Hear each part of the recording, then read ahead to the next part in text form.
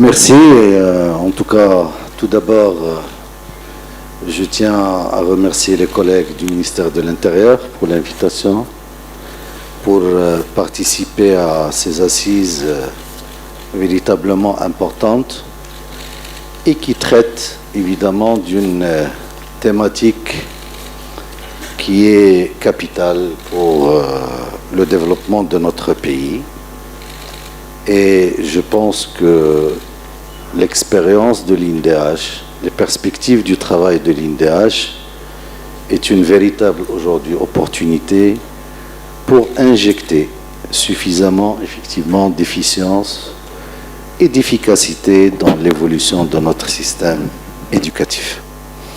Et bien sûr, l'importance de la thématique, il a été rappelé pendant les dernières années par Sa Majesté le Roi, que Dieu l'assiste, à plusieurs reprises, en insistant sur le fait que le système éducatif, son évolution, c'est la clé, c'est la base de tout développement humain.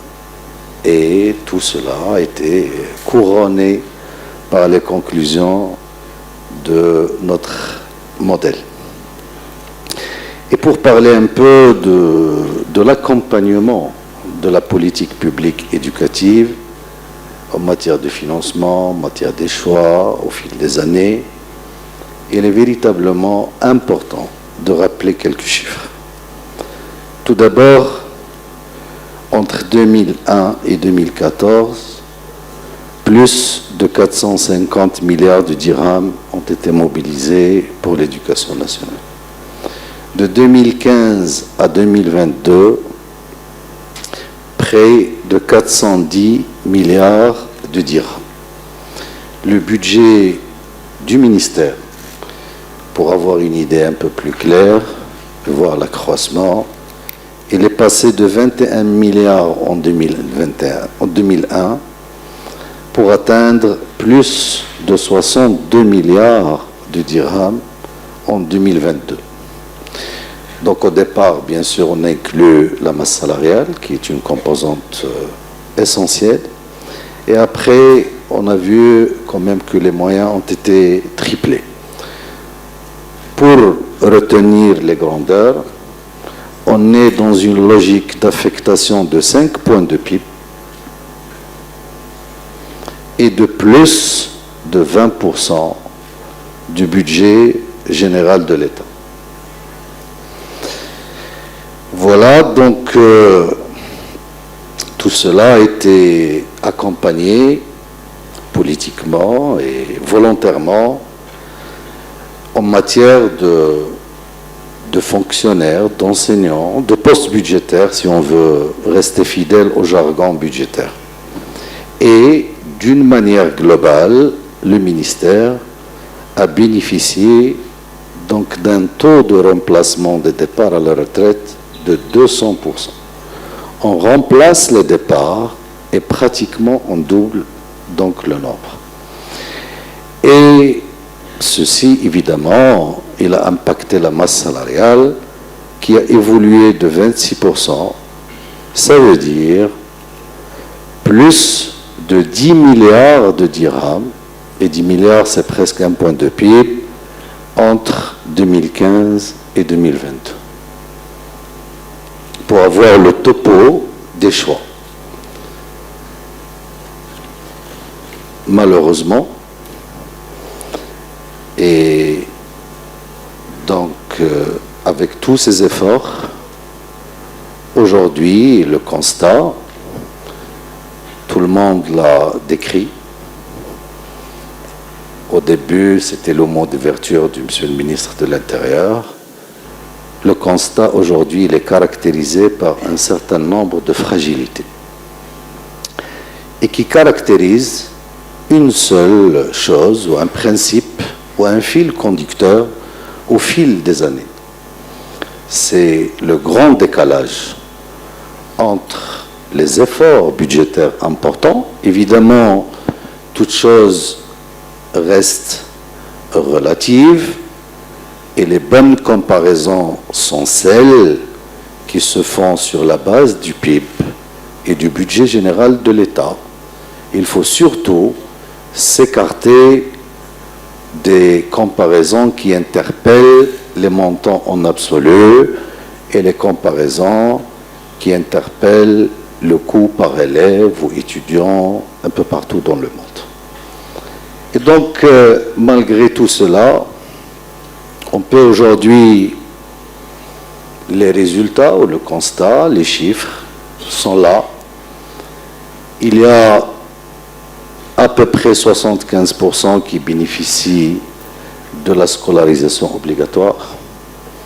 On n'est pas dans la généralisation. On a 25 points à rattraper. Plus de 300 000 abandons scolaires par an, principalement en milieu rural. Des apprentissages de base non maîtrisés. 30% des élèves du public maîtrisent le programme à la fin du primaire et seulement 10% à la fin du collège. Et ça, c'est le test PNEA de 2019. Tout cela, et bien sûr, les chiffres sont là, on peut les interpréter, on peut les justifier, on peut les lire de manière différente.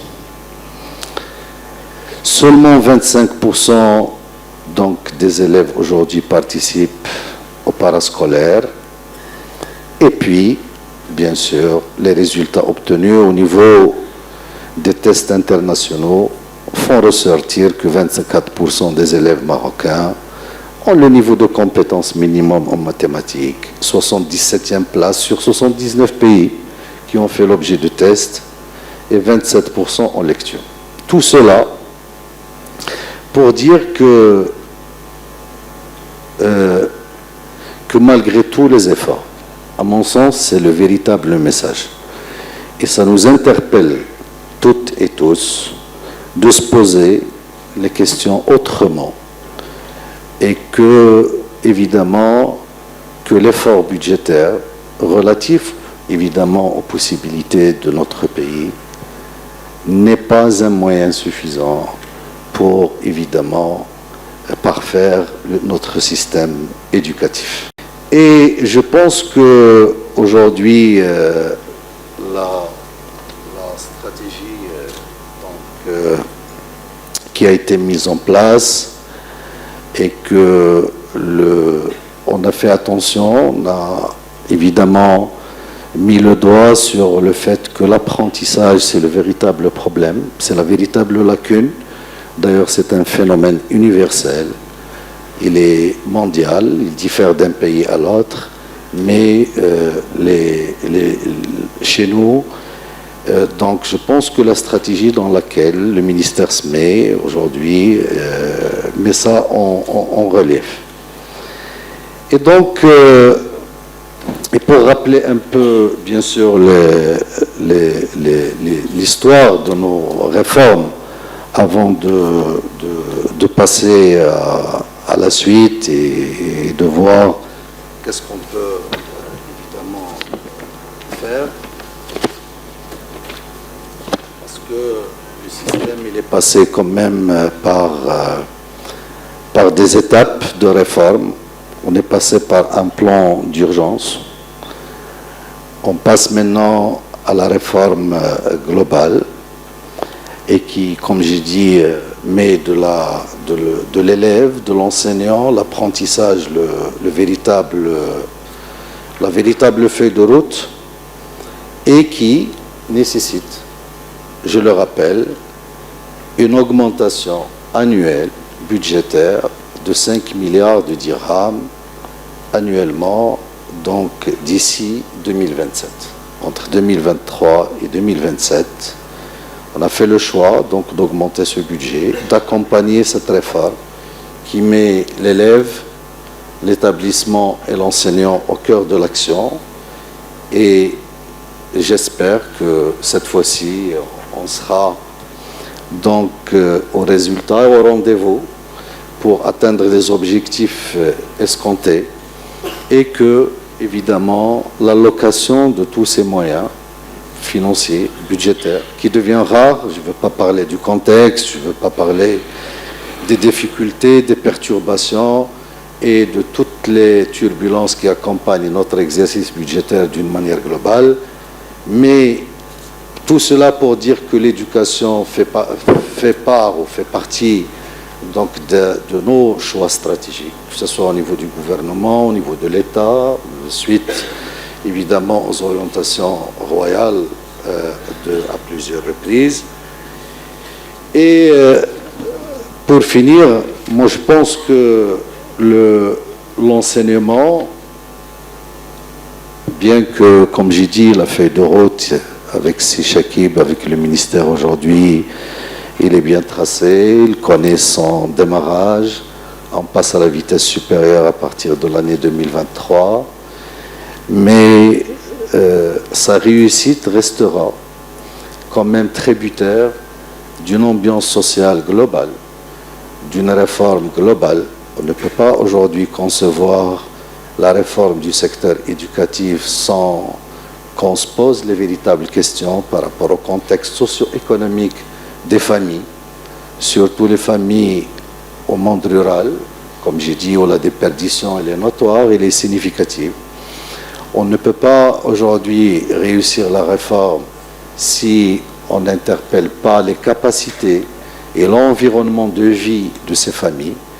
Et je pense qu'aujourd'hui, la réussite de tout cela, et c'est un véritable atout, c'est que ce saut qualitatif de notre système éducatif intervient à un moment où on a entamé donc la réforme sociale globale, initiée et arrêtée avec un agenda bien précis par Sa Majesté le Roi, que Dieu l'assiste. Et à la limite, c'est quelque chose aujourd'hui qui se fait d'une manière parallèle. Et je pense que c'est un rendez-vous assez important avec l'histoire pour réussir une bonne fois pour toutes notre système et le développement de notre système éducatif. Merci. Moi, je pense que tout d'abord, pour conceptualiser un peu le débat, le système éducatif est un projet de société. On n'est pas dans des logiques quantitatives d'enseignants, de classes, etc. Quelle société veut-on pour notre pays en 2050? Et je pense que ce sujet porteur de cette envergure ne permet pas de passer quelques années de débat politique sur la langue. On ne peut pas se permettre. On ne peut pas évoquer l'urgence d'une part et l'aisance de passer beaucoup de temps à réfléchir. Et partant de ce constat, je pense que l'éducation, il faut la raisonner tout d'abord dans son segment global. Aujourd'hui, le constat il est simple. Sib El-Qasmi m'a dit qu'on démarre avec 4 millions d'élèves au primaire. On passe déjà à 1,9 million au supérieur. Donc on perd 50%, chemin faisant. Et sur les 1,9, il y a 900 000 qui ont leur diplôme à la fin. Et seuls 18% incluent le marché de l'activité. C'est ça le constat. D'où le cheminement. Et dans ce système, dans ce segment qu'il faut analyser du bout en bout, dans tous les pays du monde, et moi je suis d'accord avec Sib El-Qasmi quand il me dit qu'on ne peut pas avoir tous les élèves qui intègrent le primaire des classes prépa, etc., ou des brillants, ça c'est clair, mais il y a des filets de récupération. L'enjeu, les 4 millions, qu'est-ce qu'on va faire des 4 millions quand ils seront jeunes, adultes, à 20, 22, 23? C'est ça la véritable question. Donc il faut raisonner ça avec l'enseignement supérieur et il faut le raisonner aussi avec les filets de récupération, notamment la formation professionnelle. On ne peut pas raisonner le système éducatif le baccalauréat, le préscolaire. Non, on ne peut pas. Parce qu'il y a un produit, et d'ailleurs aujourd'hui, le même enseignement supérieur, et évidemment, il accueille les gens qui n'ont pas trouvé d'autres issues. C'est le constat. Les chiffres, ils sont là. On peut les lire comme on veut, on peut les faire. Et la traduction de tout cela à de la réflexion sociétale, philosophique, les sociologues, politiques, etc. Moi, je pense qu'on a passé beaucoup de temps à le faire. Alors, en 2000, enfin, la stratégie. Alors, 2000, quand on a la charte nationale de l'éducation et de la formation. 2000. En 2008, on a le plan d'urgence. Donc, on a estimé que les 8 années, on n'a rien fait et on a lancé un plan d'urgence. J'espère que cette fois-ci, en ayant une loi cadre, et je vous rappelle que ce n'est pas une contrainte majeure, on a changé la loi cadre de la santé il y a un mois, alors que l'ancienne n'était jamais mise en œuvre. باش ما يقوليش اونكر في الماربر وداك الشيء هذا. لا لوا كادر هي انا عطيتك لا سونتي درت لك الباراليل. Donc aujourd'hui, moi je pense que le véritable problème, que le véritable enjeu, c'est la mise en œuvre. وقالها السي بالقاسمي قال لك ودي خصنا المانجمنت والمانجمنت qui part du haut jusqu'à l'école avec un modèle managériel clair, etc., etc. Avec les enseignants, il faut qu'il y ait beaucoup d'enseignes de formation continue pour corriger, parce que tous ensemble, on était là, on était présents, on a récupéré des... c'était des formations adéquates, etc. On a abandonné, heureusement qu'on est revenu là-dessus, on est revenu les formations diplômantes pour les enseignants. Et donc, pour résumer et finir, au-delà des enjeux financiers, budgétaires, etc., il s'agit de génération. Il s'agit de génération. Au cas de le chiffre les 4 millions, tu perds 3 millions. Chemin faisant, seul le million a son diplôme à la fin. Et sur le million, seul 200 000 intègre le marché d'emploi. Alors, l'enjeu, 1 milliard ou 2 ou 5 ou 10, c'est ça le véritable enjeu. Et moi, sincèrement, cette fois-ci, j'ai participé avec les collègues à leur démarche pragmatique, de mise en œuvre, avec des axes clairs, les actions nettes, etc. Je reste confiant et très optimiste pour rattraper le retard.